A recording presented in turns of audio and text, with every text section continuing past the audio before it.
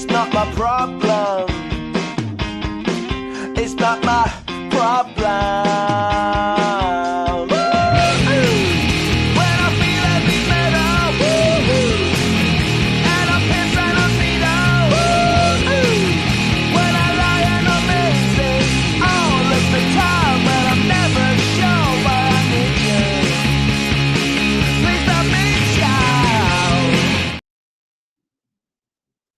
All right.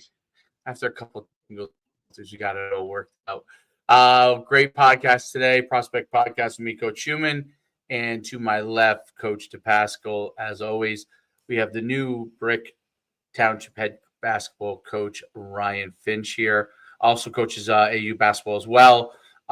He was the SJV head coach, and before that, and we're excited to talk to him and really kind of dive into some of the things in basketball and in coaching and go from there. So, Coach, it's great to have you on. Yeah, great. I appreciate it. Definitely been listening to you guys, and I'm happy to be part of it. Cool. Coach, just dive into your background, playing and coaching, and kind of, the projection of your career at this point. Yeah, so it's been a long travel a little bit. I grew up in Flemington, New Jersey. I went to Hunter and Central, played basketball there. When I graduated, I was lucky enough to play Division III basketball at McDaniel College. It used to be called Western Maryland. I was there for 4 years. Throughout my time there, I had some good connections, and I stayed there during the summers, and I would spend my summers down at Morgan Wooten basketball camp, where I met where I got really into coaching. I knew I wanted to get into coaching when I finished playing. So I cut my teeth there. I learned a lot through those camps, and as soon as I graduated, literally the week after I graduated college, I went and worked at Muhlenberg College under Scott McClary in Allentown, Pennsylvania. I was there for 5 years and 4 seasons. Obviously, when I was there, I was doing all odds jobs, just trying to get into coaching and trying to find a more of a permanent situation. And I wanted to go into the Division I ranks and stuff like that. So I was offered a job at the Hoop Group full time, running camps and clinics in the building, running the Pocono camp for the entire summer up in Stroudsburg. I was there for 5 years. I ran the New Jersey Short Shots out of the building. I had, every which job from there. But I moved down. That's when I moved down in this area and got roots in this area. My last year with the Hoop Group, I was an assistant at Christian Brothers Academy. It was actually when Taj Holden got the job at Randy. I took over his position. I had CBA for 1 year. And then after that 1 year, the job at St. John Vianney came up, and I decided, I wanted to, stay into high school basketball and be in the roots and not want to travel all the Division I all over the place. And I decided to jump right into it. And I was there for 8 seasons. And then now I just jumped on at Brick and excited to get going here. That's awesome. It's playing basketball at the collegiate level is definitely a toller, no matter what level it is, just because people don't realize how difficult it is to make it as a basketball player at the college level. The athletes are so good; they're so tall, and unless you're a guard, height is such at a premium. The athletes that are in basketball are so incredible. Now you're coach AAU too as well, or? Yeah. So when I started at St. John Vianney, I started working with the AAU program, the Jersey Force. My first couple of years, I was coaching kids up into 15, 16, and stayed with the group. And then, I had 2 beautiful young girls, and during that time, I stayed with the program more like remote, just doing a lot of the organization and operation stuff with them, and not spending a weekend at Spooky Nook or anywhere. Right. Obviously now they're a little older and stuff like that. So I kind of jumped back into it this year, coaching a 15U team with, about half the kids are from Monmouth County, half the kids were throughout New Jersey. I have 1 kid that was from Pennsylvania. So more of on hands role this year. So I got right back to it this year. And then obviously being with Brick as well. So. Very cool. Talk about like what so for people, I mean, a lot of people do understand, but what the difference is, first off, like when you're coaching high school versus working with kids in AU, like what are the different things? Because obviously they're it's all basketball, but it's kind of two different worlds there, right? So talk about that and like how you kind of the different levels of expectations that you set within the different areas.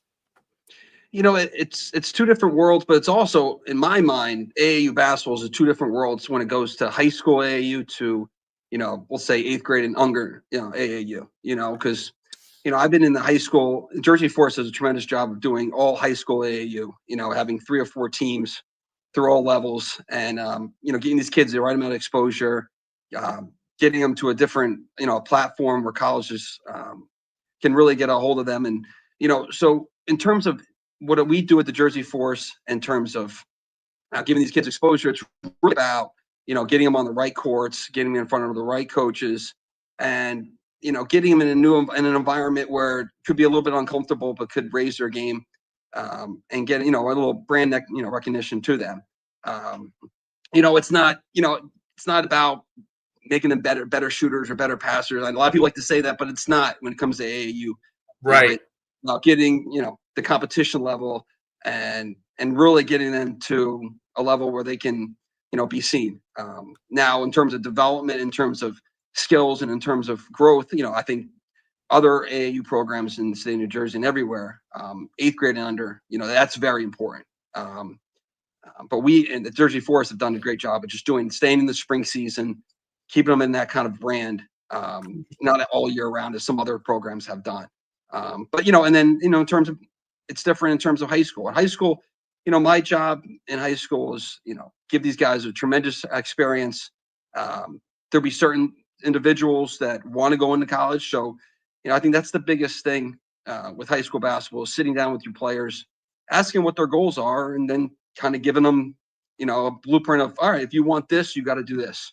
All right, you don't only want to do this, okay, then this is what's required. And then doing everything possible to help them fulfill the dreams. So, No doubt about it. What is like like as you go through when you come to a new program like Brick, like what are some of the things that you start to when you come in from the time you take over? What are you trying to get accomplished right away? What are some of the things that you're trying to build at that point? I think the biggest thing is obviously one, to be patient. I think every coach wants to walk in there, have a 2-hour meeting saying we're doing this, this, and this, and these are the rules. But I really told myself the first thing I was going to do when I got the job, and I've done it, I think so. It's just first open the gym as much as possible. Just open the gym. Just open the gym, have it available. The NJSA only allows us to work with these athletes from June 15th to August 31st. We can't work with them in the spring and the fall. And, I just think just open it as much as possible. And 2, just build, strong relationships. I think what made our staff very successful at Vianney is that, we were able to really push these kids and get on these kids during the season. And it's because of the relationships and the things that we've done all year round. I think it was one example. I think someone said to me, he's like, Coach, your kids at Vianney, they play really hard and you really get on them really hard. Like, how are you able to do that? And they're like, they don't see, the things that we've done in July or the stuff that we do, all year round. And I think that's the thing to me. If I'm going to be able to get these student athletes and get Brick as a program to another level and be able to push them, in the winter, you really got to develop relationships. So between opening the gym and just getting to know these kids on a personal level and the families on a personal level, been playing catch up there as well. So no doubt about it. It's when you go from one program to the next, you try to start to rebuild and you initiate new relationships and you're building on what you're looking to accomplish. What do you do from an expectation standpoint? Like, how do you stage or set expectations when you come into a new program? It's really, I think the biggest thing for me as a coach is when you set a rule or set an expectation, it's got to be something that you're able to deliver on. These kids aren't dumb. In terms of communication, in terms of preparation, in terms of just planning, whenever the things that you kind of make important to you, and you really stress it. It's really spending time as a coach. It might seem simple as a player hearing it from a coach of like, this is important, but to me, it goes through a lot of thought of, I got to pick 1, 2, or 3 things that are really important and really stress it. It's when you throw too much at them, or you throw, book of rules or a book of, this is, you have to do all these things. It could be overwhelming too. That's the other thing. You know, it's not built, overnight. It's not going to be built. We're not going to go from whatever wins they won last year to 30 this year. It's got to, it's going to be steps to it, and making sure that, we achieve these short-term goals that, we'll build the program and the foundation of the program. No doubt. Where like as far as like conditioning and how you develop kids, as far as like speed, strength, like basketball's changed so much over the years from that standpoint. It used to be like, they didn't really work out that much, but obviously now they do a ton. Talk about kind of what's your philosophy there, like strength, speed, like, where does it fit in the basketball program? It's important to me in terms of just, I think the biggest thing that's not always seen is not about getting bigger and stronger, but it's about, I think the biggest thing is injury prevention. And in terms of also just how long the basketball season is. I stress to people all the time that, like, to me, I'm biased where I think winter sports in general, it's a commitment. You are going through a lot of holidays, a lot of breaks, Thanksgiving, Christmas, all the breaks through there. And, in terms of your body and the wear and tear, it's very important. And to me, I pretty much put my hands up at Vienna about it, because I'm not a bodybuilder. I'm not a big lifter. I'm not, I don't have as much experience in it. So I research, I talk to the right people, and I get our guys in front of the right people that have done it. We've at Vienna, a lot of those guys, they went to Bobby at Ripped, and I think we have a good workout guys in the building at Brick, which I'm excited about. I don't think we had that as much in the past, but just finding the right people and getting them in front of the right people, because it is important, and I think it's more important in terms of durability and injury prevention than anything else. No doubt about it. With respect to like in, as far as philosophically with basketball skills, right? So what are things that like kids who want to become a good basketball player, like what are some of the like core things they need to start doing? What are the things that are important in kind of as they stage their development? I think the biggest thing is it's consistency. It's consistency, and it's keeping it very simple. I think too often we're trying to recreate the atom on some of these things in terms of ball handling and shooting. And I think it's just some of these kids it's got to be every day. It's a skill. Basketball is a skill in terms of shooting or ball handling. It's a thing that you got to develop every single day. And I think it's important for them, to continue to do that. I think, they do one thing, they want to move on to the next thing. And again, it goes back to what I said. When I sit down with some of our players, I ask them, what do you want to be? Do you want to just have a great senior year and you want to be part of it, and then your basketball's done? Okay, well, let's really work on this skill here and be there. Let's not work on a million things. Some players come in, they want to be college basketball players. All right, well, these are certain things that we have to work on and improve on. But I think consistency is definitely the big thing, and not, a lot of people have done this. I think a lot of people are trying to change things and do things differently. A lot of people have been very successful by doing some of the simplest things.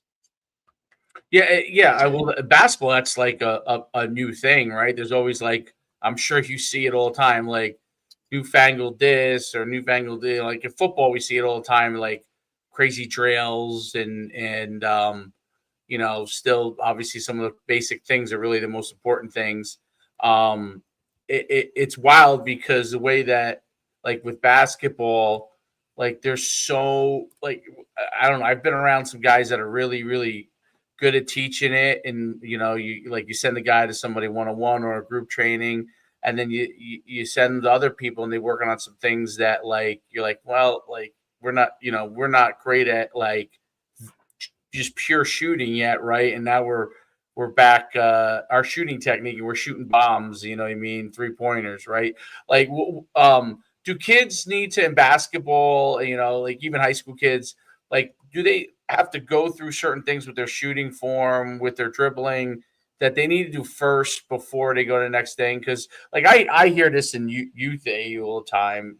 There's coaches that don't care. Like you could shoot from wherever you want. They figure it'll get over time. As they get stronger, they'll begin to adjust their shot. And then there are coaches that are like, no, not until your form gets to be a certain way can you move back, like until your strength is proper or something like that. Is there a right way or a wrong way on that, or it's really individualized to the athlete? Yeah, well, to touch on what you first said about like the different workouts, like I don't, it's not a negative thing. I just think that a lot of these different types of workouts and newer things, it's got to be, to me at least, it's got to be icing on the cake, right? So if I'm going to a workout and they're doing these different moves and they're different euros, like that's fine, that's great. But did we get like 500 shots up in the morning? Did we just do our basic ball handling first? Like that can't be the thing that we're doing today. Then we're going to these other workouts are great. There are a lot of these things, are growing the game, and for the majority of it, it's all good stuff. It's new and it's good stuff. But I think a lot of people are forgetting that first step, and then jumping right to that. As a seventh grader working on these moves where they can't just make a left-handed layup, and I think that's the issue more towards, and then are these workouts correct or not?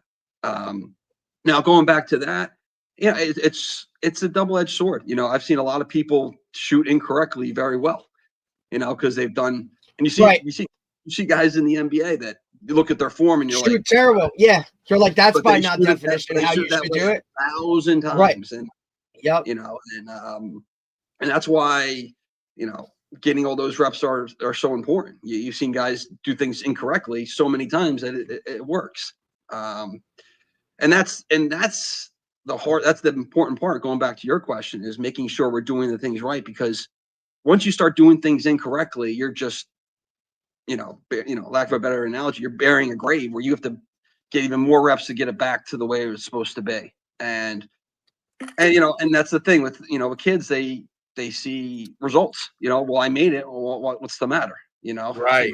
Like, so in terms of making sure really getting the basics, obviously when they're young, working on the correct hoop, correct form, all that stuff. And I guess circling back to how I started, it was just making sure we're not skipping steps.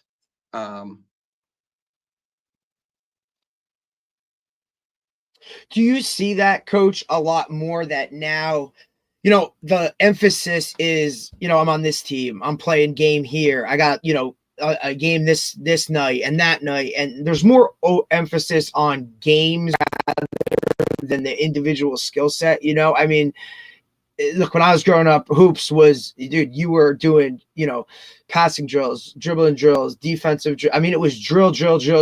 And maybe you got 5 minutes of a scrimmage at the end of practice, right? More of an emphasis now, though, for kids to just play games, be a part of this team, AAU, right? Like, do you see that? Is there a balance, or is it skewed more one way or another now? It's just, it's tough. Like, it's, people love to play games. People love to say what team they're on. People love to say what coach they're on. People love to say what court they're on and circuit they're on and everything like that. And to me, I don't think it's bad. I look at it at a different point of view. I like, if say a kid goes to Pittsburgh for a weekend and he plays 4 games and he spends 5 days there, and people are saying that's a bad thing. To me, that's not a bad thing. The bad thing is the time that you could have used somewhere else. You know what I mean? I'm not saying this is a bad thing that he did this, but I'm saying that's 5 days of in the car, meals, all this stuff. How many different workouts could you have gotten in those 5 days, or how much of just going to the pool and being a kid, through that whole weekend and having kind of a perspective on it. Right. So it's not the games. I don't think it's not hurting the kids. I just think the fact that the time that could have been spent somewhere else, is hurting them. That's a good point. I think about that all the time. There's so much, like when you go through the summer and you're going to this, you're going to that. It's like you start to say to yourself, well, this is kind of crazy, right? Like it becomes a situation where you're like, is going to spooky Nook, for example, right? Is that worth the time to do that? In order to get done what you think you need done at the same time that they could go still be a kid, even the even from a teenager standpoint, that's a big deal, right? So I think I do think it's important where, like, if to argue with myself here, like, all of a sudden you go to Spooky Nook, you play 3 games, you're not playing well, you're not playing much, and you're like, but then you get back on Monday morning, you're like, wow, that I got to work out harder, I got to do my shooting drills faster, I got to do this better, like, so it's definitely a balance to it. Playing games and doing that. Sorry to cut you off. no, it's true. That's 100%. And I think the parents also feel pressure, right? Like parents and kids are feeling pressure because, like, I think at a young age they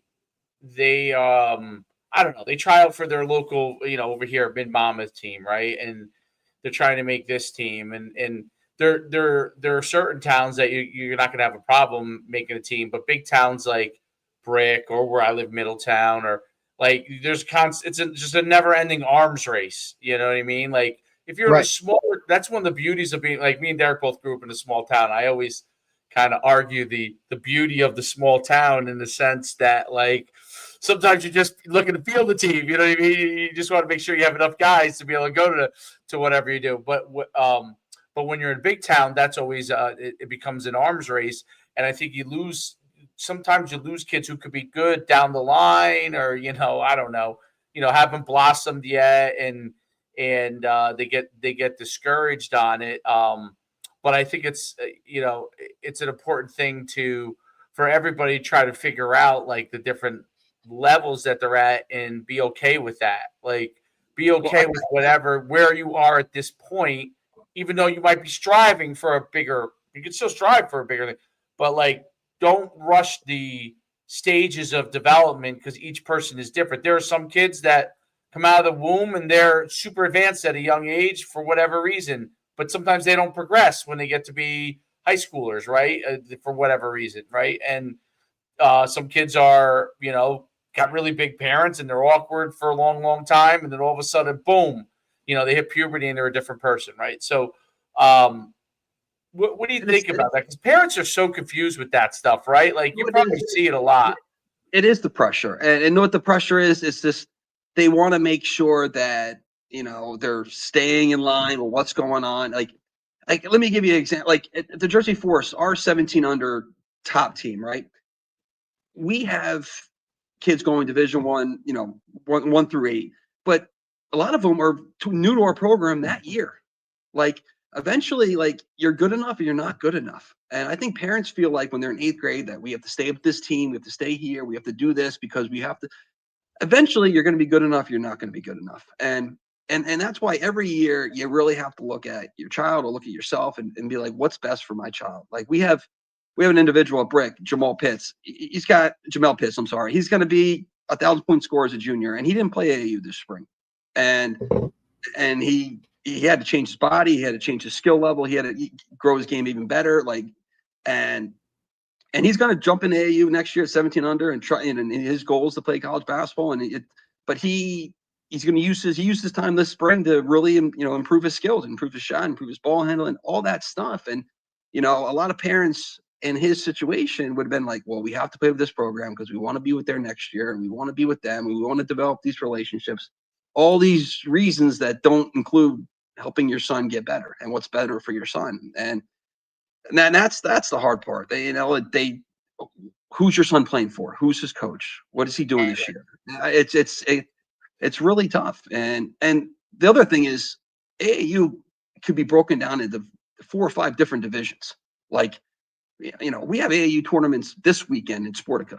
Like, we have AAU tournaments in Kentucky. Like, there's different events, there's different tournaments, there's different reasons why these AAU tournaments are there. Some are there for exposure, some are there to play. Like, so sometimes it's I've had some tough conversations when I was at Vianney where some kids, maybe came off a season where they didn't play much, and they'd be like, well, can we play for the Jersey Force or some other, top AAU program? I'd be like, you can if you want, but you should go play for this organization that's going to play local. It's going to play more. You're going to play more, and it's going to help develop you more. And then, if you want to play college basketball, then you find it's maybe there's certain programs when you're at 17 under or 16 under in the evaluation kind of period of that. That's a great point. Right. And Dave, we talk about it all the time, right? We see how, everything is so individualized for the athlete themselves in terms of their development, how everything works. Some guys mature sooner, some guys are at different levels, but when mom and dad are sitting in the stands and they hear that, Johnny, who's on the same team right now, is doing this, or this, then that mom and dad feel like they have to go do this, and this, right? When really, like you said, that track might not be the right track for your kid. So I think it's extremely difficult for parents that just kind of want to stay with the Joneses, and they kind of want to stay part of that clique or that group of doing what everybody else is doing, when in reality, like you said, maybe not playing AAU this year is the right move, or maybe going to, maybe like for us, we see it switching position, right? Like everybody wants to be the quarterback until 8th grade. And then when a coach says, hey, you might be better at this, it's no, he's the quarterback. And then by the time they're a junior in high school, have never seen a snap on a varsity field because, they wanted to be the quarterback, when in reality, if they had gone and played receiver, they could have been starting a year before or something of that nature. We see a lot of that. And I think that's comparable to hoops as well, right? It's just kind of the development of your child as you move along. And the other thing that we discuss all the time is, look, when you're in middle school, like there's always that kid that hits puberty before everybody else. So are they really that skilled, or are they just more mature at that age? So I think that differentiation is difficult in any sport across the board. And I'm sure you deal with it the same in basketball. Yeah, no, 1,000%, and it's tough, like, to really make those kind of tough decisions where, this is what I think is best for my child. And then, I'm sure the kid doesn't like it and the kid wants to do this, or, it's really, just surrounding yourself with the right people, getting the best advice, and helping your kid get better. So. No, it's a great point. Is it a like when you have to have those is that, I'm curious, in high school and basketball, you get like kids that come in that were like, I don't know, I seen a couple of kids like that when we were coaching at RBR. They were really good as like freshmen, and they never just, I don't know, in basketball, like they gave up everything for basketball, but they never quite got there. Is that happen a lot? Like a kid, I don't know.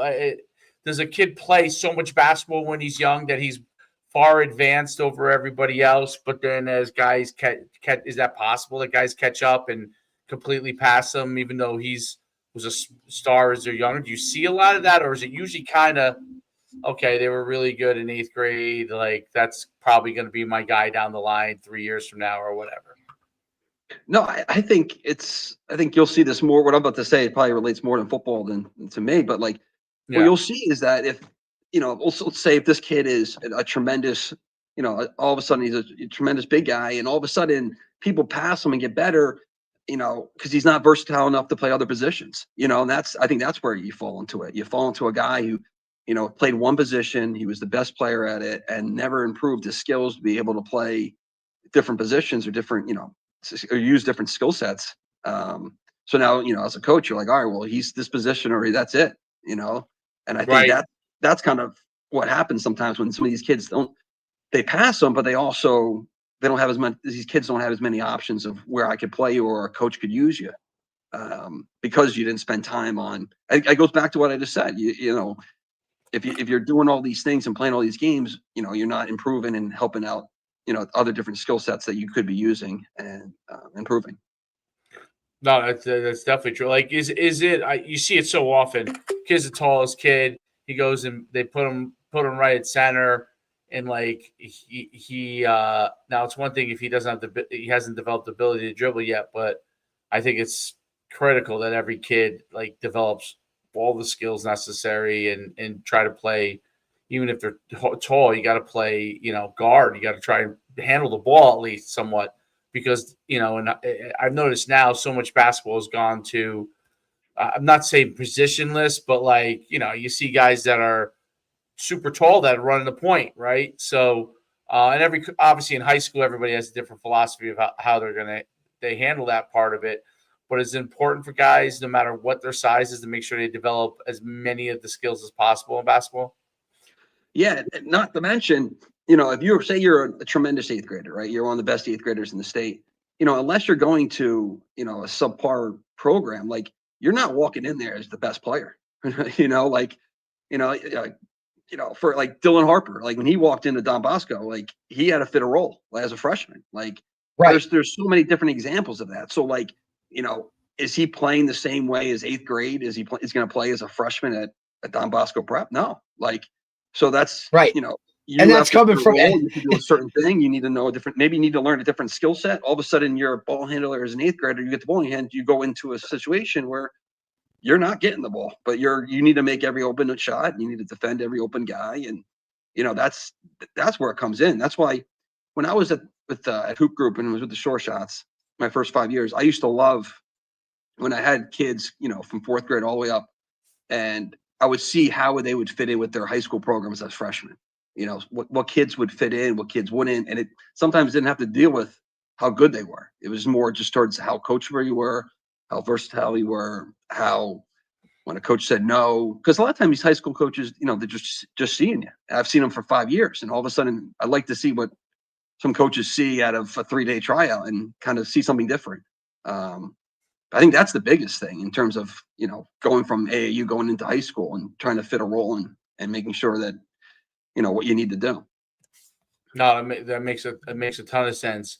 From a college or recruiting standpoint, what are some of the things that really you've seen change a lot, and how do you advise basketball players? In my opinion, having coached a lot in football and guys in that also play basketball, a lot of guys start out very delusional as to where they can go in basketball, and I always thought would be a tough task for high school coaches in basketball, because they see guys go on to certain levels, and I always think they underestimate the ability at the highest level of basketball players, meaning high school kids and parents too, right? Like they don't know what they don't know, so they don't realize until you kind of see maybe an EYBL game or something, or you see those guys at the highest level in New Jersey, right? Like the best players in New Jersey, what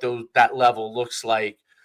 How do you handle that with respect to recruiting? And then my part B question is, what's changed kind of in recruiting as well for you guys?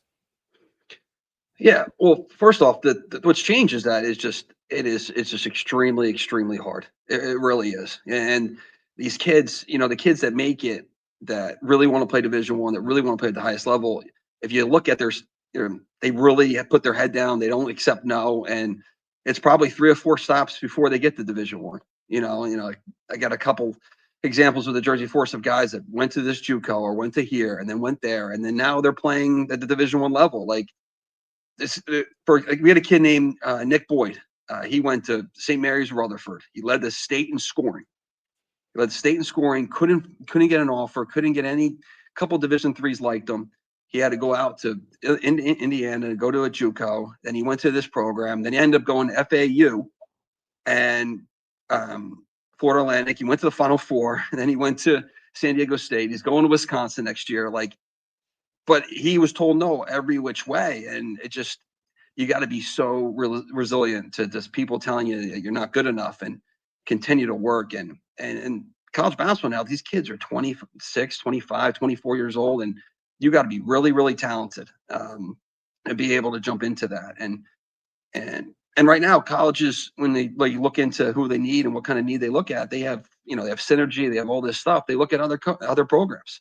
I think Speedy Claxton, he's the head coach of Hofstra. He even said he's embraced it. He had an individual that went from him to Alabama, and he started at Alabama. He's from South Jersey, and And he would tell kids, he'd be like, listen, I've been an NBA guard. You come, you play for me. I'll develop you. I'll get you to Duke. Like, I'll get you to a Power 5. You have Division I programs treating themselves as feeder programs to other Division Ones. Right. Right. Like they're embracing it. They're not fighting it. They're saying, Right. okay, come to me for 2 years. I will get you. You want to go to Duke? I'll get you good enough. Like, that's just completely changed.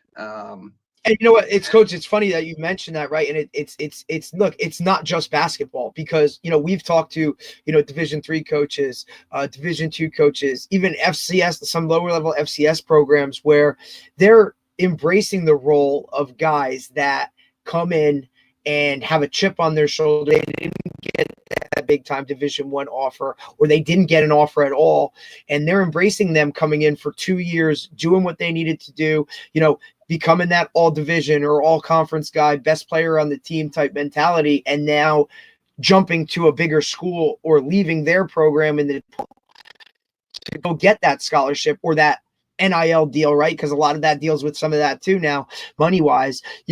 They've embraced that, because for them, they're still getting 2 years of a high level talented player with an even bigger chip on their shoulder to work harder, to do what they need to do to kind of get to that next level. And then we've seen some guys that are like, hey, if you come here, this is where you want to go. And they've been losing out on some recruits in that way. So there's 2 ways to go about it, but it's definitely that we've seen those guys that are embracing it kind of, reap the benefits of that, rather than, stay that quote old school mentality and kind of just stick to what it always was. And this is our program and all those kind of things. But you're seeing those guys kind of, get a little bit more from those, even if they are there for only 2 years. Yeah. And going back to the first question you had was, well, how do you approach it? You really have to have a conversation with your student athletes of what they want and how transparency. We had an individual at Vianney, Nate Williams, who scored 1,400 points and had a tremendous career at Vianney and first team all conference. And listen, any other year he graduated 2020 during the COVID. Any other year he's a scholarship player, and he was getting a lot of looks and obviously no offers. A lot of guys were looking in the transfer portal over him, and I didn't know what to tell him, because through my experience, he was a guy that shouldn't be paying for college. And so we sat down, we talked. I said, listen, Nate, if you want to play at this level, you're probably gonna have to go to this JUCO or go here, and you're gonna have to fight your way through. And he wanted it, but he didn't want it as bad as you really needed to. And what he wanted is he wanted a great education. He wanted a great future. And he went going to Gettysburg. He's going to be a senior. He's all conference player.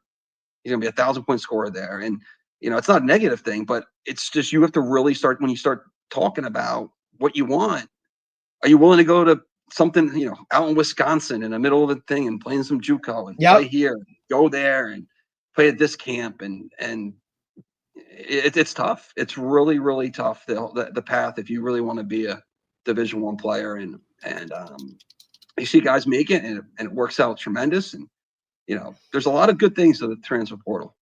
We had an individual, Josh Cohen, who played for the Force. He only got one scholarship offer. He went out to St. Francis in Loretta, Pennsylvania. Yep. Last scholarship at the end, ended up being freaking, player of the year in the conference in his 4th year. Went to UMass after that, played for Frank Martin. After he played for Frank Martin, he got offered to go down to Eric Musselman and played at USC last year. Like, this guy's walking away from college with obviously the NIL money, but like, what about the connections and the people he's talking to?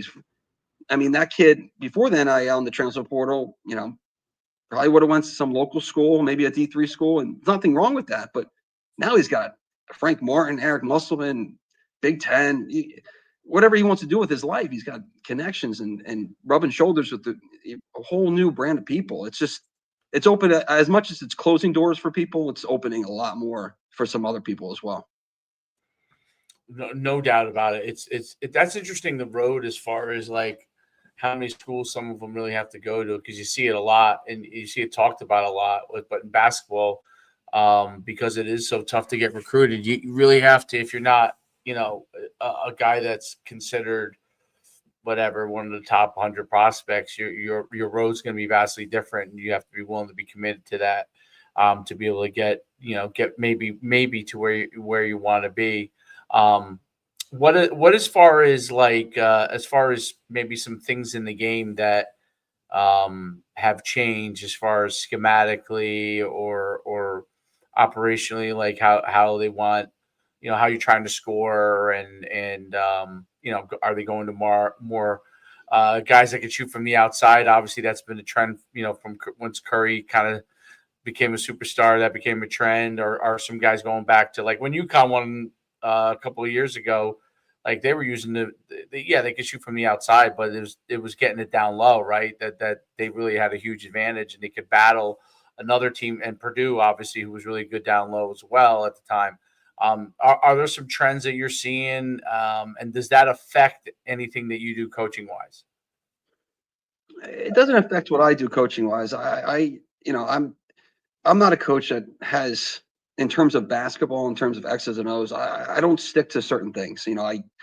I pick out all these coaches' brains, all the people I know brains and stuff I can learn, and I adapt that to my kind of personnel and what I think is best for that year. I'm not, it's not one way or the highway. When in terms of X's and O's, so in terms of other things, absolutely. But I think what changed is that kids just, not many kids look like Shaquille O'Neal. A lot of kids looking like, oh, Steph Curry's 6 foot, I'm 6 foot, I can do this. Like it just, right. I think it's just, I think that's what changed it. Kids, Yeah. Even girls look at Caitlin Clark, they're like, oh, I can be Caitlin. Like, why not? Like, she's 6 foot or 6 foot. Like I could do this. Like, it's more in terms of, I think, back in the day, you're like, oh, you see guys like Jordan or all these athletic guys and guys that just play above the rim, and you're like, oh, okay. But now with, I want to do this. If I'm going to be able to do this, that's just what I have to do. And I think that kind of influence definitely took over for a large portion of the time. But like you said, definitely it's playing in a fast pace. It's playing more threes, less of the inside out, more guys different, able to play different positions. It's definitely changed. But in terms of high school basketball, I think high school basketball has been pretty consistent. Guards win. A lot of guards win, and I think guard play, discipline play, taking care of the basketball, and tough defense. I think that hasn't changed much. But I think in higher levels, it absolutely has. Interesting. The higher level, obviously, you're right about you're right. They see Steph Curry, they see Caitlin Clark, and they could see themselves. I look like that person. Well, or I'm not as similar size to that person, right? That's what I mean. Like, hey, I look like that person, right? Like I'm 6 foot, they're 6 foot. You know what I mean? Like she's, they're like you said, they're not. I'm James, right? I'm not that, which I think, call it what it is. Like he was, to me, he changed the game because he was a bigger guy that could handle the ball and do that, 4-3-2, or bring it up guy, where I think that just changed the whole thing where, now it's true almost 4 guards on a court where, what I grew up watching, the Chicago Bulls. I mean, look, Luke Longley was a center, dude, right? And Dennis Rodman was the 4. And, there wasn't, we're going to go small. Hey, we're going to, that wasn't so interchangeable. High school basketball for me was, hey, you're a 1, maybe you're a 2 if this guy comes in, but that's, everybody had their spots along the way. And Dave, you can attest to it a lot because obviously with, Troy and his group, as 10-year-olds coming up, right? Like rarely do you see that big guy in the middle, or, everybody now is being taught ball handling and skill hand. Dirk Nowitzki, right? Big guy, can handle the ball, play that 4-through-1 range if he needed to. I think that's what's kind of changed it. And you see it a lot too, Dave, like with Troy's friends and stuff like that. Like they're all ball handlers, they all guards, they all want to shoot, they all can shoot, right? I think that's the biggest change within the scheme. And that's just from somebody like looking from the outside looking in, because it is what it is. Like rarely do I go to a high school game and you're like, that guy's definitely the center, right? Now you come out and be like, I thought he was the center and he's bringing the ball up, right? It's just, to me, that's what's changed about it. Also, you look, how many times you go to a high school game and you see how big kids, like the kids are 6'5", 6'4", 6'7", and they're sitting the bench, and they're just sitting the bench. And it's like because they can't play, like they can't play in that system. And I think one thing to look at, and it just shows you everything, is you look up how many 3-point attempts Wembanyama attempts a game. It's over 10. Like he's 7 whatever, and he attempts and he's in double digits and 3 points attempts a game. So it's absolutely has changed. You think that's, and also you think that's coaching based too, wise coach, like, you know what I mean? Like, and now you've been at the college level and you've seen guys obviously recruit for their systems, correct? So if you're a certain type of system guy, like I need more bigs, right? So I will recruit more bigs, or I'm mainly a guard type of whatever team, or you know, run and gun and fast break and do all that this shit. I don't even know, is that a term anymore? I don't even know. Running, I don't even know. That I just knew that my high school team, nobody was over 6 foot. We all played football and we could run. So all we did was press the piss out of people, you know, and then fast break and hope we got a layup because we sure as hell could shoot. So that's kind of just what it was, and it showed in our record. But you know, I think is that something too? Obviously, guys recruit for the system that they have. But in high school, right, and you can attest to this, private school, public school, like you get what you get, and you just got to develop what it is. So obviously, you know, I'm probably answering your question for you, but you will now go and develop those guys into what your system is, correct? Like you'll bring them in as freshmen and be like, hey, this is what we do. This is what we need you guys to work on. Because in comparison to football, right? If you're an air raid team where there's going to be 4 wide receivers on the team every year, where I need these guys to get support, well, then I'm going to be working a lot more catching, a lot more running, a lot more stuff of that nature, rather than if, hey, we're going to be, you know, more of a running team with running backs and things like that. So will you now tier your team and your skill sets of your players to obviously what your system is? Seems like a logical question, but maybe I'm asking you, how will you do that more so? Honestly, it goes to all the time you put in the gym in the summer and seeing, you know, this guy's skill sets and how good they, you know, what they can do and trying out different things. And, you know, I find it all the time. Like high school coaches, they're competitive, and you see it all the time. They just said some of these guys, they're 6'5", 6'7", sitting on the bench because these coaches, they bring them, either they recruit them from, you know, other schools or they're from public school, they're from the town. Then all of a sudden they're like, oh, they sound great in warm-up lines, they sound great in the off season, and then they want to win, you know, and they need people that know how to pass, dribble, and shoot, and know how to be in the right spot defensively. And it's you see it sometimes, and it's kind of a shame and how much some of the talent has it. But you know, it's throughout the summer and finding a system, adapting a system and towards of what can make our kids the most successful. Well, that's a great point. Always, I love how you continue to adapt to whatever your personnel is and what you have each year. I think that's always an important part. I mean, obviously there are guys that have systems and they follow those systems completely, and that's not their style. But like, you know, every year talent and what kind of guys you have, especially in high school, changes, right? So from year to year, you have to vary it. You know what I mean? So I watched them for 2 years at Vienna. You go from one type of team to this type of team, and just based on guys coming in and out of the program itself, in terms of, which had nothing to do with that. Just, you know, look, who graduates, right? Who transfers in, who transfers out, who's, you know, whatever situation. I mean, it's now you get to a public school where, look, this is what it is, and this is kind of what we have. The ability to adjust, and we talk about it, Dave, with football, right? Like if you got a quarterback that could sling it, you're probably going to sling it a little bit more.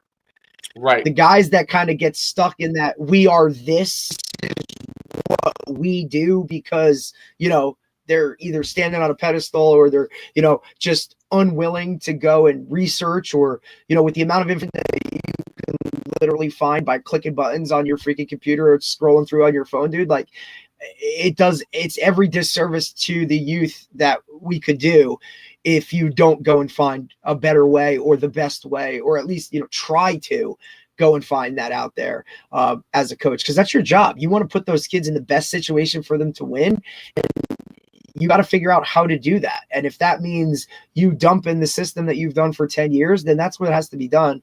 You know, that's how I look at it in you know, my viewpoint anyway. Yeah, there's no doubt about it. I think the only thing that's constant is change. So that definitely is a big part of everything that you do. Coach, I can't thank you enough for coming on today. It was really great having you talking some hoops. I love a little change of pace after always talking football. It's like sometimes I just we need a break from football.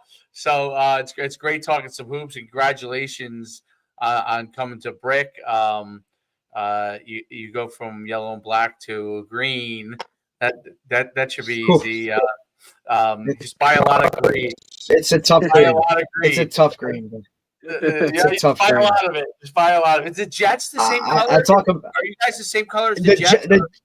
The Jets like it's not it's dude, it's hard to even describe. It's like a Kelly green. It's like Marshall, like North Texas, right? It's like the Jets are they that color? Are they? They're darker, right? They're almost like a forest type of green. I mean, dude, this is a very specific type of green. It's unlike anything. It's hard to find anything to fucking match it, dude. I mean, but it is everywhere. I mean, if there's one thing that Brick does is it owns it. It is green is color. This is what we are, and it's all over. So, Coach, man, I appreciate you taking the time. I'm excited to work with you in terms of just getting an entire, high school culture to be on the same page. Like I said, I worked with you before at SJV and loved what you did there. So I'm excited for these guys to kind of experience that and get on that level, man. So I appreciate you taking the time. No, thank you. Thank you for this platform, and I look forward to getting on the Brick football sidelines a little bit this fall. Yeah, buddy. And I'll definitely keep following you guys. I love what you guys are doing. Appreciate it. Awesome, man. Dude. Thank you. Thank you. Have a great day. You too. Take care, Coach. That was great. We'll talk a little hoops. Dude, it's literally like coaches, regardless of sport, are dealing with the same thing, right? Like everybody does the same thing. And at the end of the day, it comes back to like the fundamentals and the skill sets and the things that you got to do, the little things that, you might not see helping overnight. If you go out and do 1,000 dribbling drills or shooting drills, like that next game, you might not all of a sudden be able to, handle the ball from baseline to baseline and be cutting people up down the middle and then drilling threes. But eventually, if you continue and keep that consistency of practicing those skills, it'll reap the benefits in the future, right? And you're hearing that from a guy that's played at the top, a high level, that's coached at a high level, public, private, whatever it is, AAU, team, like that's where it's going to be, man. Like you got to just trust that process to put that work in consistently over. And, I'm not saying you got to go out there for 3 hours and shoot, right? But hey, 20 minutes a day in your window, even in your quote off season, or if you're playing another sport, dude, you can get out there and dribble or do something skill set based to kind of help you because, like in comparison to like lacrosse, basketball is a skill based sport, man. Like you got to dribble, you got to shoot, it's really hard to just turn it on, all of a sudden when basketball season goes around. Those other guys that are only doing basketball are going to be ahead. So you got to do a little something, which I never did, by the way. If it was football season, dude, I wasn't going out and shooting. Like, sorry. Right. No. No.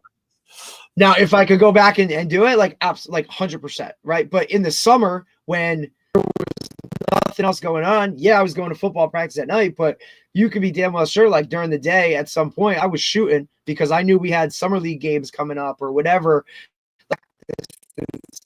That stuff. Obviously, it's easier in the summer. And look, we just also talked about how like kids' schedules are cram-packed with sport, right? And, even he said that, like it's got to be a little bit here or there, but you're questioning whether that tournament for 5 days over the weekend, could that have been better spent elsewhere or just, quote, being a kid. I'm sure it's something you wrestle with all the time. It's I wrestle with a lot of things. I wrestle with maybe I would have been happier if my kid was a pianist. So I don't know, man. I hear those theaters get a little chilly. You know what I'm saying? It's like, no, I'm obviously I wouldn't know the foggiest thing with respect to that, but But yeah, like But also Troy enjoys doing that. You know what I'm saying? Like if you were to like if you were to be like Troy, no sports this week, we're not doing anything, right? Like he'd be bored, he'd be pissed. It would be like, hey, it's not like you're forcing him to do things that's what he enjoys. But the hardest thing of this culture in general, okay, of kids, and I actually think it's part of its parent. I hate to say this, parents are this way too. Everything is not going to happen immediately. This is why we need more Tony Hollers and more of what we talk about. Things are over time.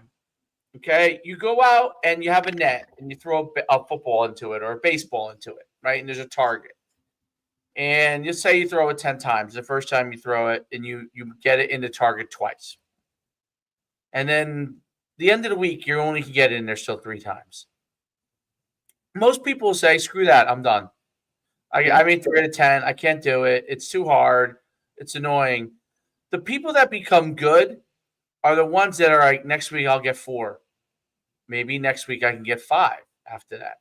Maybe the next week after I can get 6. And you know what? If I'm stuck for the next 4 weeks at 6, that's okay. Maybe I'll in week 10, I'll get 7. And that's the thing that I think we have kids have it because of the video game culture, immediate dopamine. Okay, social media, my kids' age is not really social media, is not as big a deal, but the immediate dopamine of games, right? Teenagers, the immediate social media games and social media. Adults, social media, a pay raise, boss doesn't like me today, likes me tomorrow, like live and die by every little whimsical thing that happens, right? And it's part of what's kind of fed to us, and it's very hard to avoid. It's hard for me to avoid. It's probably hard for you to avoid. But that's the from an athletic standpoint, from a student standpoint, like I said to Troy today, I said, could you talk as a baby? He said, yeah, I could. I said, no, you couldn't. You couldn't talk as a baby. You had to learn how to talk. Could you write? You're like, no, yeah. Could you write right away? Like No, it took you years to be able to write. Years. Okay? Years and years and years. And still probably not the way it needs to be. But years and years and years. And it's going to take you years and years and years and years and years. I still don't write as good as I'd like to. Okay? It's important to understand that everything is a progression. Like, people hate on Nick Saban. People hate the fact that he's always talking about the process, because the process is boring. It's boring. But the truth is, and the process is a process. It takes steps to kind of get there. You can't go from A to Z without the middle of the alphabet, dude. Like, guys on game think on, like, you start to form your game plan, you start practicing on Monday. They think Monday you should be perfect for Saturday or Sunday or Monday. Well, I mean Friday. Like, no, Monday and Tuesday you're building everything and seeing what works and what doesn't, and you don't know until you test it. Okay, now listen. There are systems like Manny Matsakis runs the air raid, like they don't care, but they're still testing their same 5 plays. Okay, we can't against this team, instead of sitting down, we're going to have to run because they're going to play more man-to-man. It doesn't matter what you are doing. What it matters is that you have to go through that progression, and that progression gives you a chance for success. When you rush the progression and you rush to get to an immediate state of where you want to be immediately, listen, you may not be in week 1 where there are many things that can happen. There are many teams that are different levels of advancement, right? Some teams are in week 1, they're there. Some teams in week 1 are not there, but by week 8, they're a team that you better be careful of because they're humming, right? So, right. And sometimes there are teams that could go in week 1 and 2 are like gangbusters and fizzle out. I've coached some of those teams. I've coached teams that you were like, man, these guys are freaking rolling. And then by the time they get to the end of the season, like they're shot for. They're done. You don't know. And then the next time you're like, okay, what did I do wrong here? You know what I mean? Like, why were they shot at the end? How can I fix this? What do I need to back off on? Why they were so ready early on, but then by the end of the year they're thinking, can I get out of the season?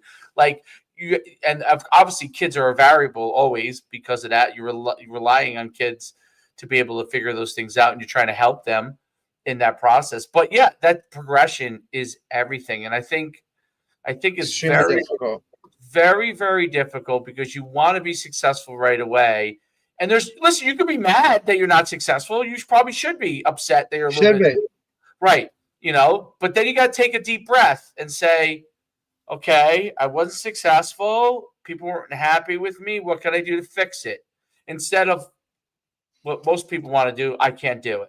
I can't do it. Right. They just want to close shop because why? It was a little hard, or because you weren't great at it to begin with. Like, man, you got to put the you had a bad day. I mean, right. And how many times we don't factor that, right? Like, you could have had the worst day ever. And now all of a sudden, like the next day you do it. Look, you got to listen to Greg Olson's podcast. Shit, what's the name of it? But he had Malcolm Caldwell.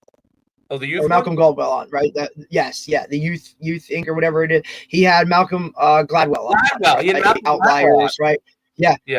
Like he had, dude. So it was a great conversation in just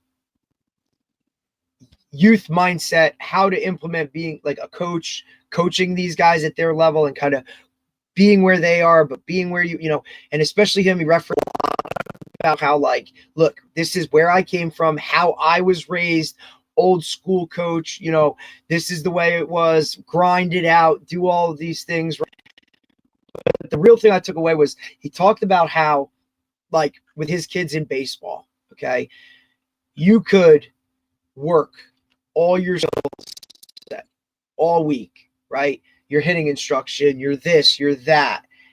Put all the time in all week, and then your game on Saturday, you go 0 for 3. Right. With 3 strikeouts, right? Or you could do absolutely nothing all week and hit 3 homers on Saturday, right?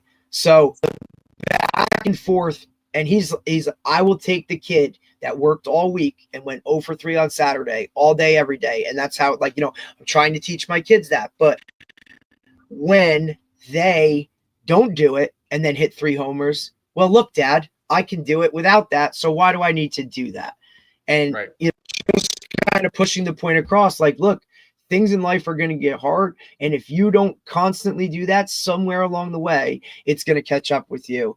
And, so teach these skills and do all that. And he referenced, like, look, they were in like the finals of a tournament, and the rules were you can't slide into home all year. They had put it together that, sliding into, like, they slid into home first place, right? Or first head first. And you couldn't do that in this tournament. And they're in, like, extra inning tying run, or like game winning run is on third, right? And the kid takes off for home and he slides head first and he's out, right? And he talked about after the game, like, eventually they won the game, so it didn't matter. But eventually, after he talked to the kid, and he said, look, you were just trying to do everything you were coached to do all year, heat of the moment, right? You just did what you were coached to do. Even if it was wrong because of the rule, like, you just wanted to get that run in because it was going to help your team win. And I'll take that over other stuff every day. It was a good listen, in terms of that. And look, and it's something it's difficult, right? And, I deal with it every day now, like, knowing that I got a boy coming January, and, how am I going to handle those tough conversations of got to put the work in and all that stuff, and just instill that, I don't want to overgrind, but enough to make it like, hey, hard work is always going to pay off, right? Like, it's a lot. I'm just, and look, I've been around a lot of great coaches, dads, right? Guys that have done it right. And then I've been around guys that haven't done it right. So, it's really kind of like, how do you focus? How do you get that mind of how you're going to approach it? And it's just like with coaching too, man. Like, you know what I'm saying? Like, it's all about for the greater good, especially when it's football, because it's the ultimate team game, I mean, look, if you think there were guys that weren't bitching last night about how many targets did I get, and it's like, buddy, we don't, Really? we don't, yeah, and look, not, you know what I mean? But like, look, the immaturity level of buddy, like, there's 4 receivers. We call a play, and I'm sorry if the play doesn't go your way or the doesn't, constitute you. You might have been open every one of these plays, and he never threw you the ball. Well, that's just what it is, man. Like, we still were successful as a team, but maybe because you didn't get your flowers, or you feel like you didn't get your flowers, right? Because that doesn't mean that on 3 of the other touchdowns, you didn't block your ass off and make a really good play, but because, the ball didn't get thrown to you, or you didn't score the touchdown, that you didn't do something good, or you didn't do whatever, right? But social media shows that you have to be the guy scoring the touchdowns to be in the highlight. So, like, that's tough for, a young kid to realize, like, you're still doing really good things and being successful on a high level, right? Without being, quote, the guy. I think that's what sports teach you. How to be part of a team, how to grind through some of those hard things and still be okay at the other end. I haven't seen people that I just think anything else does that the way sports does that. I agree with you 100%. I think that that's a huge part of it. And I think that people miss that. Why do they miss it? I don't know why they miss it, but they miss it. And here's the other thing. The other reference that he made, Dave, was his daughter. Greg Olsen has twins, 1 boy, 1 girl. Okay.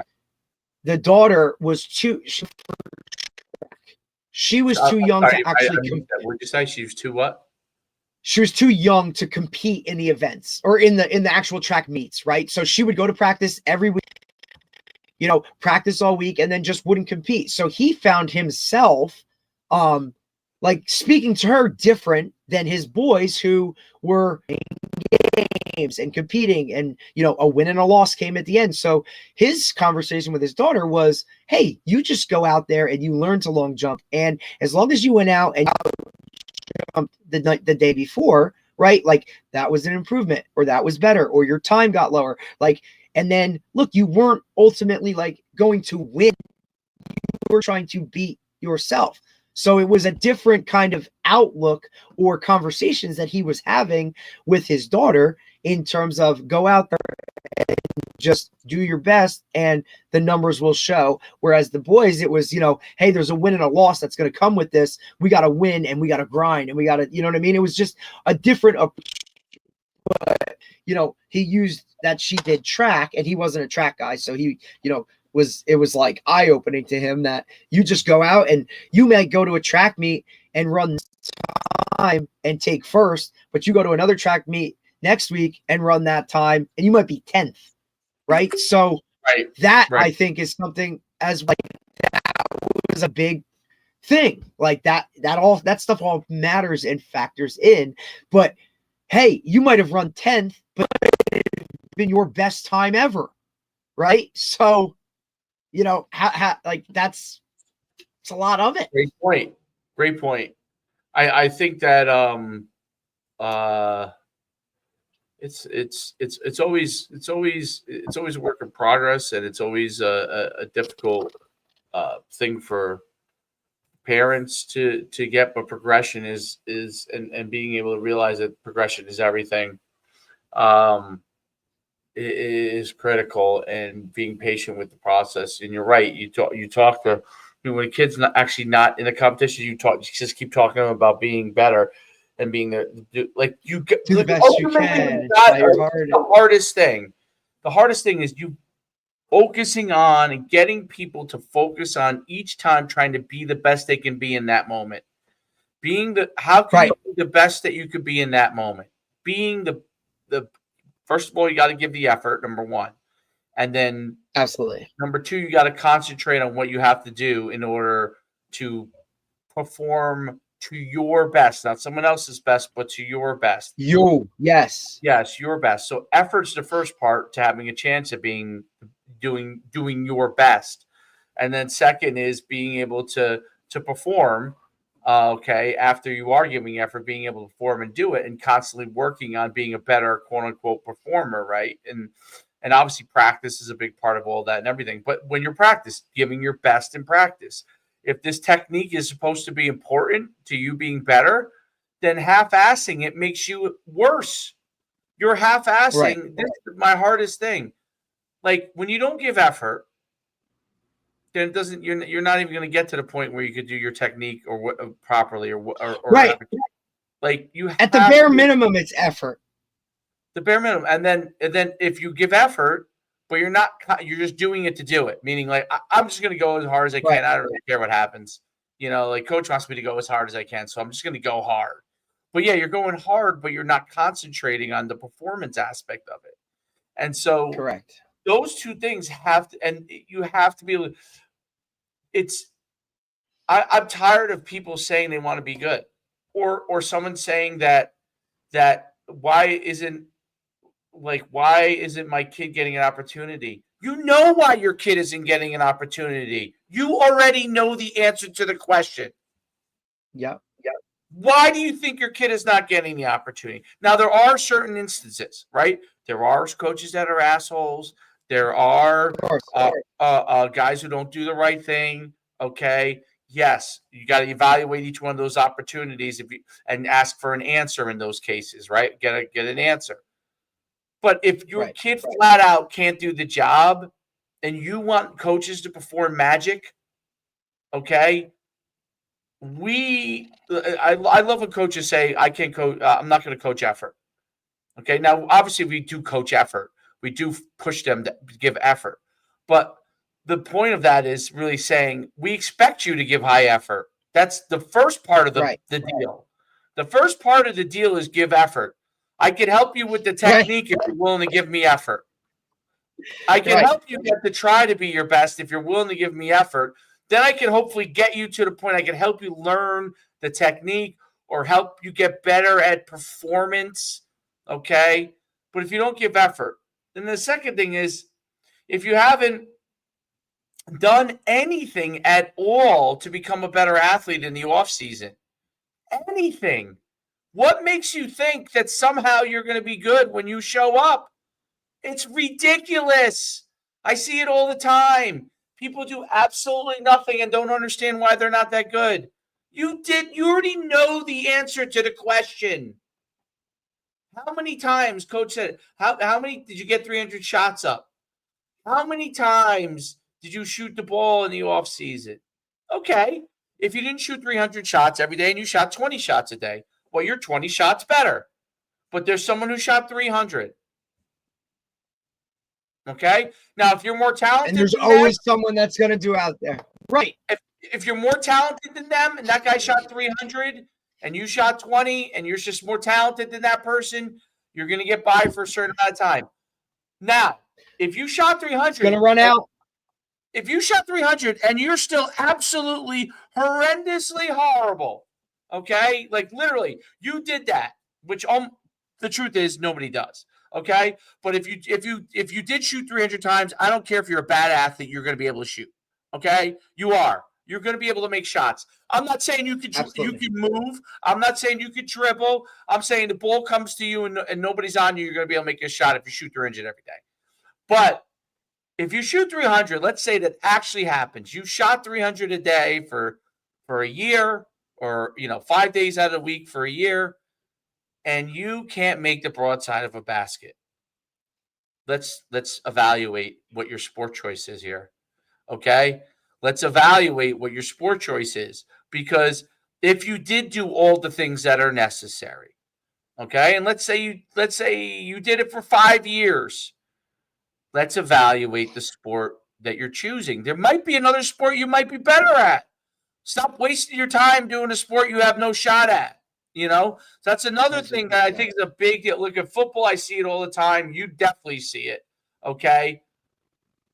I mean, if you want to be on the team because you want to be on the team, that's cool. That is super cool. And that's okay. That is okay. That is totally fine. Don't have mom and dad come over.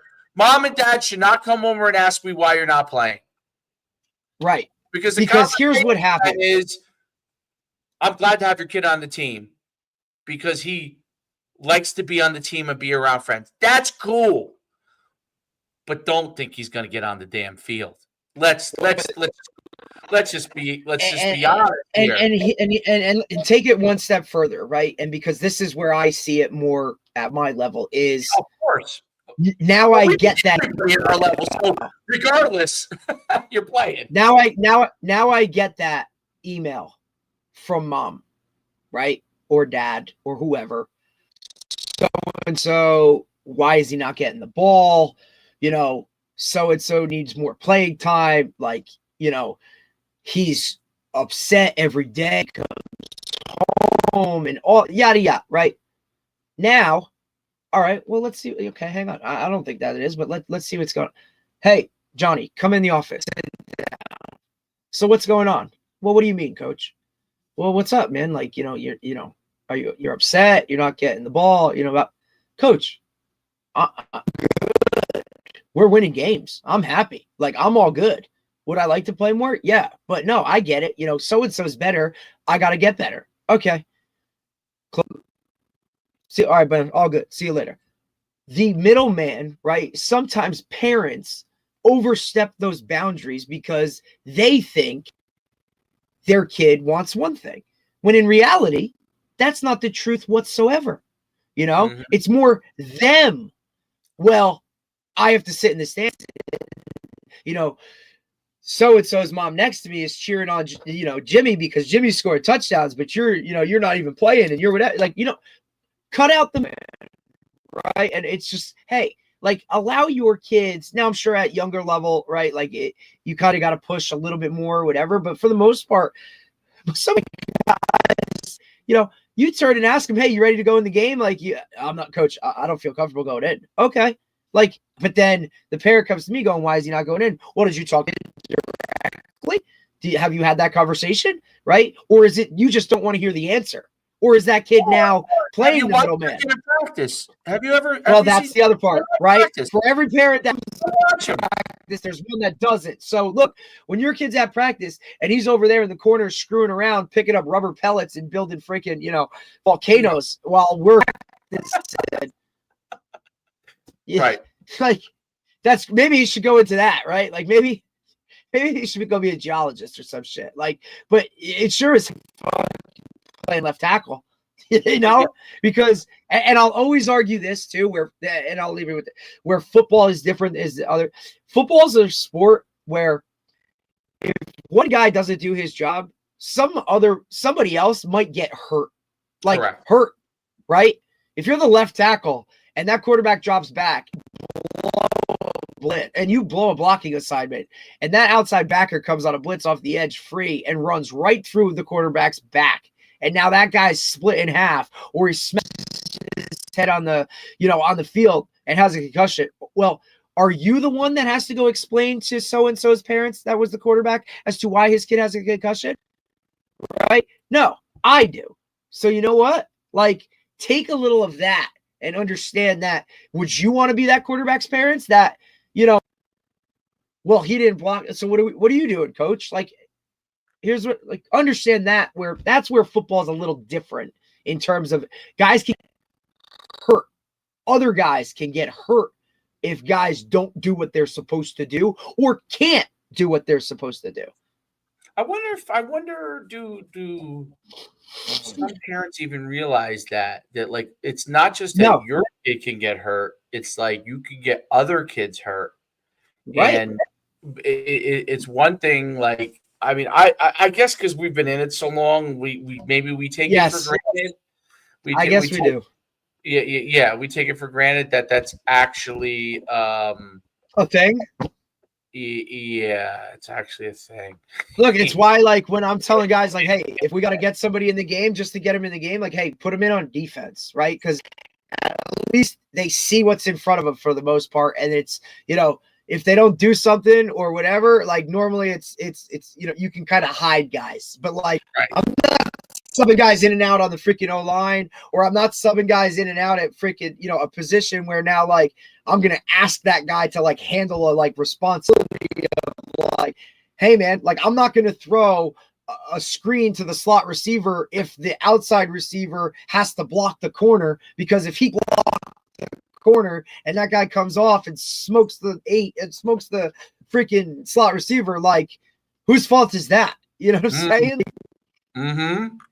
Come on, man. Like, now I can put you as a backside receiver and just say, just run them off, run vertical. That's fine. But then well, he didn't get the ball. All right. Well, you know what? Okay. Now I'm going to line him up there. I'm going to ask him to run a slant. And I'm going to tell the quarterback to throw it to him. And when your kid gets jammed at the line, right, or the ball comes at him and it goes right through his head, now what? Now it's going to be the quarterback made a bad throw, or, that kid's too physical. What is it? Like, because there's always going to be something that follows it, where it's never going to be a light bulb going off. Like, maybe my kid this isn't it for them.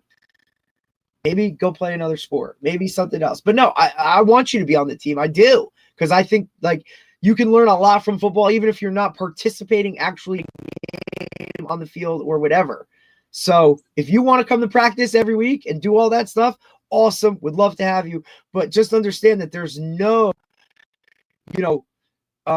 what's the word I'm looking for? Like, I don't have to, just because you're there doesn't now entitle you to playing time.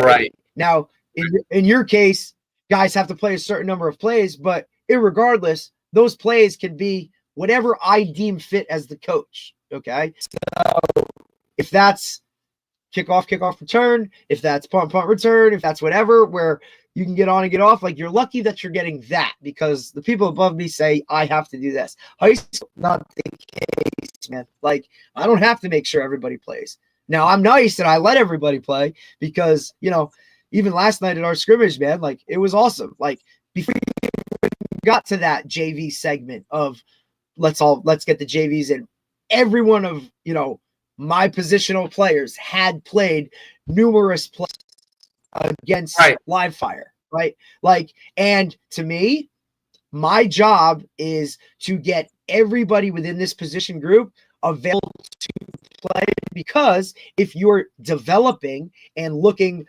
long term, trusting the process, eventually those sophomores that can't walk and chew right now are going to be your starting X and your starting Z. So you know what? If you don't coach them as hard as you coach the freaking, Division I that I have, then I'm not doing my damn job, and I'm definitely letting down the team.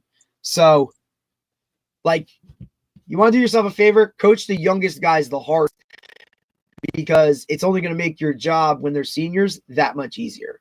That's my advice to coaches. Like, coach everybody hard as shit, man. And look, you're going to be talking to those guys as sophomores more than anybody. And then as juniors, you don't have to coach them as much anymore, right? Maybe that's the wrong way to put it. You don't have to it's not. No, I know what you're saying. You're saying, you know what I'm saying? And then as more in the bar. Right. And I look at it like this. When I get them as sophomores, they're a lump of clay, right? And can mold them into, eventually, by the time they're seniors, the statue's already there, and all I got to do is keep the dust off and polish it, right? And really make it pretty and shiny. That's Friday night. That's how I look at it. But I don't think a lot of guys do, because they're so concerned with what's in front of them in terms of, this guy's a senior, he's a starter. It's like, that's all they're worried about. Dude, if you're an ankle roll away from that next guy getting in the game. And if he don't know what's going on, and he play, and he doesn't, he can't go out there and at least give you a series, dude, you're in trouble. Like, you are in trouble. That's why I love coaching JV, bro. It is so fun. It is so fun. I mean, last night, we're out there and we're JV team, and we're towing and we're signaling, and the teams we're playing against, dude, they were throwing white flags out. Can you slow it down? They're holding up cards with plays on it and shit, dude. And we're like, our JV guys are like, coach, what the hell, man? Like, I want to play. I'm like, it's like, not everybody is coached like your coach. And that's not being arrogant. That's just a process of how we do it. And I think it's the right way. I agree with it. I think you're 100% right. So that's a good point. Awesome. It's a really good point. It's a really good point. What was I going to say? Anyway, well, yeah, we're still in the pod. We'll end this pod. It was a great pod. Really good. Great. We're really getting good viewership on these 200 here. It's really good. Summertime, man. Everybody wants to see it. Everybody wants to say it. They got nothing to do. But I do. guess. I'll give you a shot. We're back tomorrow, Wednesday at 1. Yeah. Tomorrow 1. Morgan Watkins, who her on Twitter. She's a female athletic director from Tennessee. First female in her role, and dude, her TikToks are hilarious because they're so honest about everything. It's just it's fun. But also to be a female that time was the only and still actually I believe is the only female athletic director in that conference and division size in the history of the state of the city. So she'll be fun to talk to. Dude. She's wild. She's an interesting cat. So we'll get a little athletic director perspective on how things are, especially with the way are right now and coaches, right? Because she's dealt with some doozies of coaches. So it'll be awesome, interesting to talk to her tomorrow. So we'll see you tomorrow. All right, see you tomorrow.